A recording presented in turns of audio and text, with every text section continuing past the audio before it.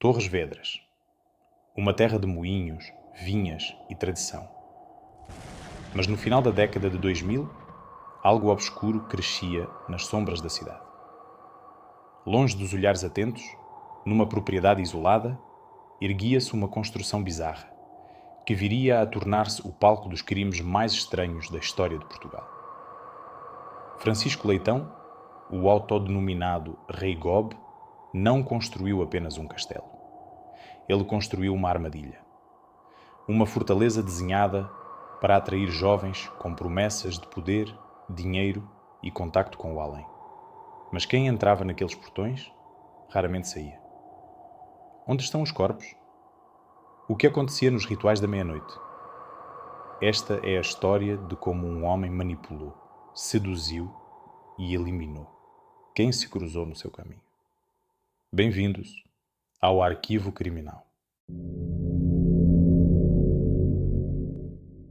Francisco Leitão não vendia apenas leituras de cartas. Ele vendia um propósito. Na sua mente delirante, ele criou a Ordem do Rei Gob, uma távola redonda onde ele era o monarca e os jovens da região, os seus cavaleiros. Para quem via de fora, o castelo em Torres Vedras era uma excentricidade. Uma construção ilegal cheia de gárgulas e estátuas desconexas. Mas por dentro, era um labirinto projetado para isolar. O perfil das vítimas não era aleatório. Francisco procurava jovens em momentos de ruptura. Joana Correia, de 16 anos, sonhava com a independência. Ivo Delgado, de 19, procurava direção.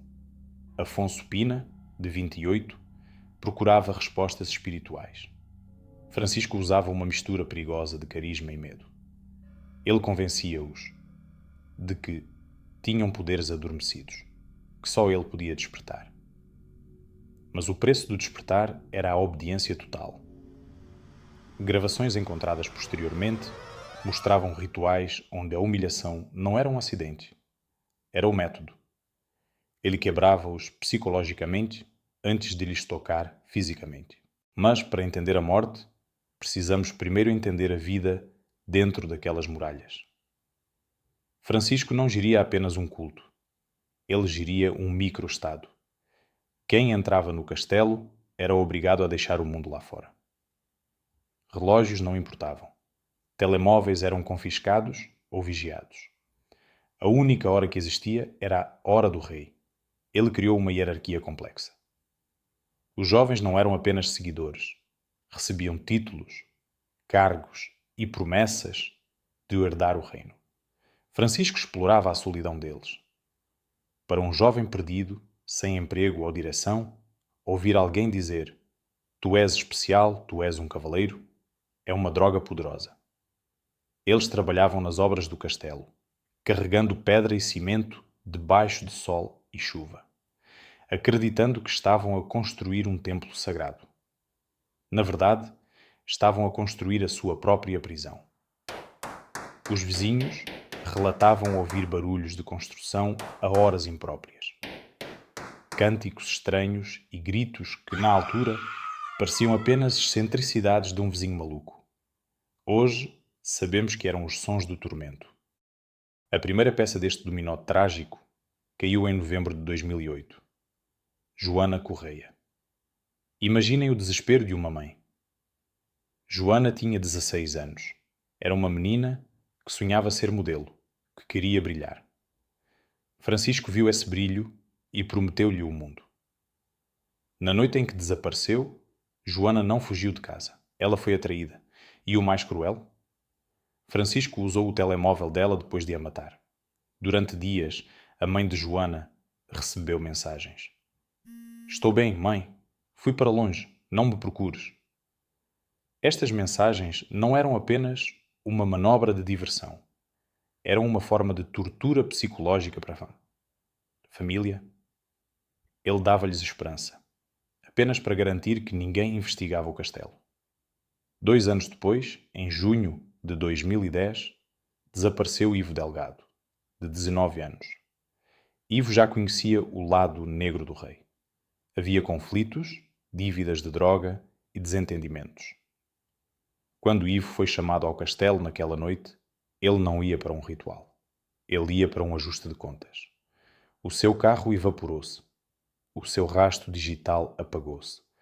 Foi como se a terra o tivesse engolido. E apenas um mês depois, Afonso Pina. 28 anos. Afonso estava doente, fragilizado, à procura de uma cura espiritual. Levou consigo tudo o que tinha: o computador, o carro e as economias de uma vida. Francisco não lhe deu a cura. Deu-lhes a sentença final. O desaparecimento de 3 pessoas ligadas ao mesmo homem, na mesma pequena localidade, acendeu finalmente os alertas vermelhos na polícia judiciária. Não foi uma investigação rápida. Foi um jogo de xadrez. A PJ teve de recolher provas indiretas, triangular sinais de telemóvel e ouvir dezenas de testemunhas que tinham medo de falar. O medo do bruxo era real na comunidade. As pessoas acreditavam que ele tinha poderes, que podia lançar pragas. Mas em novembro de 2010, a ciência venceu a superstição. Uma mega operação cercou o castelo. Eram dezenas de inspetores, cães, pisteiros e equipas forenses. O aparato era digno de um filme. Ao entrarem, os polícias descreveram um ambiente sufocante. O cheiro a incenso misturava-se com o cheiro a umidade e lixo acumulado. Cada quarto era um novo cenário de horror. Quartos com tronos vermelhos, salas cheias de bonecas antigas a olhar para o vazio, e corredores estreitos que pareciam não levar a lado nenhum. A grande questão que assombrava os inspetores era: onde estão os corpos? Francisco Leitão gabava-se da sua inteligência. Ele acreditava ter cometido o crime perfeito. Sem corpo, não há homicídio, certo? Errado. A equipa forense da PJ virou o castelo do avesso. Usaram luminol nas paredes, nos sofás, no chão da garagem. E o castelo falou. Debaixo de camadas de tinta e de limpezas profundas havia sangue. Sangue humano. O ADN confirmou. O sangue de Ivo e de Afonso estava lá dentro. Mas o destino final dos corpos revelou-se ainda mais macabro. No quintal, escondido entre a vegetação e a tralha, havia um forno. Não um forno de churrasco, mas uma estrutura capaz de atingir temperaturas altíssimas. A tese do Ministério Público foi brutal. Francisco Leitão, usando os seus conhecimentos de mecânica e química, terá desmembrado as vítimas e incinerado os restos mortais naquele forno. O que o fogo não consumiu, ele terá dissolvido com ácidos e corrosivos, despejando os resíduos líquidos na rede de esgotos ou no solo. Ele não queria apenas matar, ele queria apagar a inexistência daquelas pessoas da face da terra. O julgamento do rei Gob, em 2012, foi um espetáculo mediático sem precedentes em Portugal. Francisco entrou em tribunal não como um homem derrotado, mas como uma estrela incompreendida.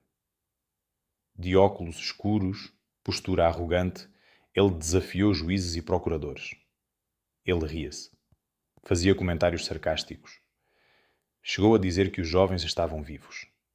A gozar a vida no estrangeiro, a rir-se de todos eles. Esta postura psicopática, longe de o ajudar, selou o seu destino. O tribunal viu ali não um louco inimputável, mas um predador calculista. A juíza foi clara na leitura da sentença. Francisco agiu com frieza de ânimo, motivado por ganância e prazer no controlo. A condenação foi histórica. 25 anos de prisão, a pena máxima. Foi condenado por 3 crimes de homicídio qualificado, profanação de cadáver, burla informática e detenção de arma proibida. A sociedade respirou de alívio. O rei tinha caído. Hoje, se passarem pelos arredores de Torres Vedras, ainda podem ver a silhueta do castelo. Mas já não mete medo. É apenas uma carcaça de cimento, vandalizada, coberta de silvas. O reino de Francisco Leitão durou pouco, mas a cicatriz que deixou na cidade durará gerações. Francisco continua preso na cadeia de Monsanto, a prisão mais segura de Portugal, onde estão os criminosos mais perigosos. Dizem que lá dentro ele ainda tenta manipular guardas e reclusos, preso na sua eterna fantasia de poder. Mas a verdadeira história não é sobre ele. É sobre Joana, sobre Ivo, sobre Afonso. 3 vidas interrompidas por promessas falsas. Que este caso sirva de alerta. O perigo nem sempre está no escuro. Às vezes, ele convida-nos para entrar, oferece-nos um trono e fecha a porta atrás de nós. Este foi o Arquivo Criminal. Se valoriza este tipo de investigação profunda, deixe o seu like e subscreva o canal. Até à próxima e mantenham-se atentos.